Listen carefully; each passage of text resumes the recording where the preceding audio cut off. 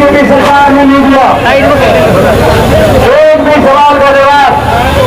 और ये कह रहे हैं हम हिसाब क्यों दें, हम जवाब क्यों दें, हम तो हिसाब कांग्रेस से लेंगे। 10 साल आपकी सरकार और हरियाणा को बर्बाद कर दिया आपने। हम आपसे हिसाब नहीं मांगे तो किससे हिसाब मांगे हमारे? सीधे सवाल भाजपा से। देश में 10 साल की आपकी सरकार के बाद देश में सबसे ज्यादा बेरोजगारी हरियाणा में क्यों है? आज नौजवान खिलाड़ी सोने और शिक्षा में आगे था। आज वहां देश में सबसे ज्यादा नशा पंजाब से भी ज्यादा नशा हरियाणा में क्यों है? देश में सबसे ज्यादा अपराध आज हरियाणा में क्यों है? हमारे एससी समाज, हमारे बैकवर्ड समाज के अधिकार, संवैधानिक अधिकार, सबकी पक्की सरकारी नौकरी के और नौकरी में आरक्षण के अधिकार को आपने क्यों छीना? 2 लाख पदों को समाप्त कर दिया हरियाणा में। और जो पद लगाए भी गए वो पद ज्यादातर कच्ची भर्ती, पिछले 5 साल में कच्ची भर्ती की राजधानी बन गई हरियाणा। बन गई कि नहीं बन गई कच्ची भर्ती की राजधानी? कच्ची भर्ती की राजधानी बन गई।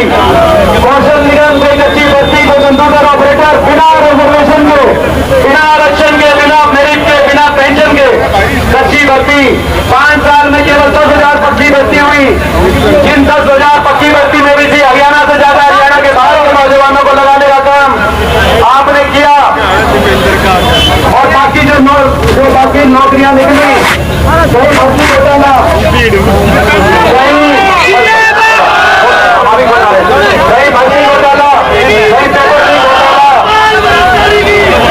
कहीं सीटी में हटा दिया नौजवानों को, उनका समय बर्बाद कर दिया। आज हरियाणा का नौजवान उधारी लेकर घर बार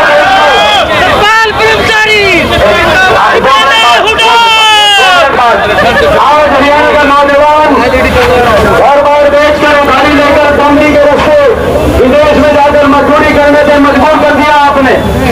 आज ऐसी स्थिति बना दी, अपराध के साए में जीत रहा है। अपराध के साए में सफेदों छुड़ाना, फिरौती रंगदारी की कॉल आ रही है।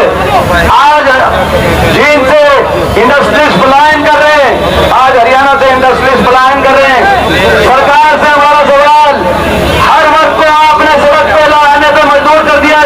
10 सालों में 5,000 स्कूल बंद कर दिए। छोटे छोटे बच्चे, पहली, दूसरी, 5वीं क्लास के छोटे छोटे बच्चों ने 500 स्कूलों में धरने देने पड़े। ये कहाँ की इंसानियत है कि बच्चे, स्कूल के बच्चे धरने दें कि हमारा स्कूल बंद मत करो? बच्चों से लेकर हमारी बेटियों तक, हमारी बेटियां जो उनका क्या कसूर था, कैसी की बेटियां जिन्होंने देश को मेडल लाकर देश का नाम रोशन किया था, जंतर मंतर से हमारी बेटियों को धरने देने पड़े। 750 किसानों को अपनी जान कुर्बान करनी पड़ी, किसानों को धरने देने पड़े। कर्मचारियों को ओल्ड पेंशन स्कीम के लिए, पंचायतों को, सरपंचों को अपने अधिकारों के लिए, शिक्षकों को, आंगनबाड़ी आशा वर्कर को, हर वर्ग को सड़क पर आकर अपने हकों के लिए लड़ाई लड़नी पड़ी। और हर वर्ग को लाठी पे लाठी बचाने का काम अगर किया तो इस सरकार ने किया। इतनी अन्यायी सरकार, हर वर्ग की बात अनसुना करने वाली सरकार। अब जो मुख्यमंत्री आए हैं नायब सिंह जी, वो कह रहे हैं कि अब हम आने वाले समय में मुख्यमंत्री के दरवाजे अब हम खोलेंगे। वो मुख्यमंत्री निवास के दरवाजे, मुख्यमंत्री निवास के दरवाजे लोगों के लिए खोलेंगे। यानी कि 10 साल तक द्वार बंद कर रखे थे। ये स्थिति खुद ही मान रहे, ये खुद ही मान रहे हैं। अगर हम हिसाब मानते हैं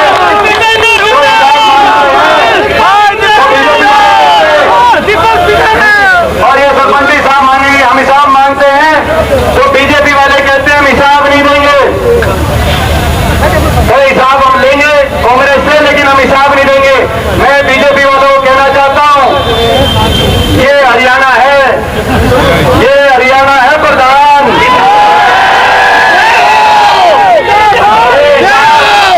यहाँ हम सच्चे हो सकते हैं। हरियाणा का आदमी सच्चा है, हरियाणा का आदमी सोचा है, सच्चा है, सादा है। हरियाणा का आदमी ठगा भी जाता है, हम ठगे भी जाते हैं, लेकिन जब ठगे जाते हैं तो हरियाणा के आदमी को हिसाब लेना आता है। आप अगर हिसाब नहीं दोगे, हरियाणा में देश में सबसे ज्यादा बेरोजगारी, सबसे ज्यादा अपराध,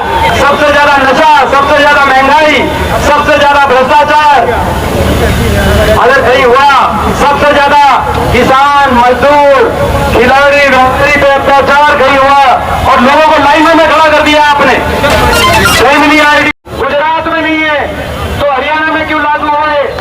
गरीब आदमी को तो सुविधा उसके घर पे पहुंच को देनी चाहिए थी, लेकिन गरीब आदमी को आपने कानूनों में उलझा दिया, इन कोर्टों में उलझा दिया, लाइनों में खड़ा कर दिया। गरीब की योजनाओं से उसको वंचित रखने का काम आपने किया। भ्रष्टाचार के अड्डे बन गए, नगर निगम नगर परिषद भ्रष्टाचार के अड्डे बन गए। ऐसा भ्रष्टाचार का नजारा देखना है तो आप चीन में आके देख सकते हो, ऐसी स्थिति बन गई। गलत तो नहीं कह रहा, भ्रष्टाचार के नजारे देख सकते हो।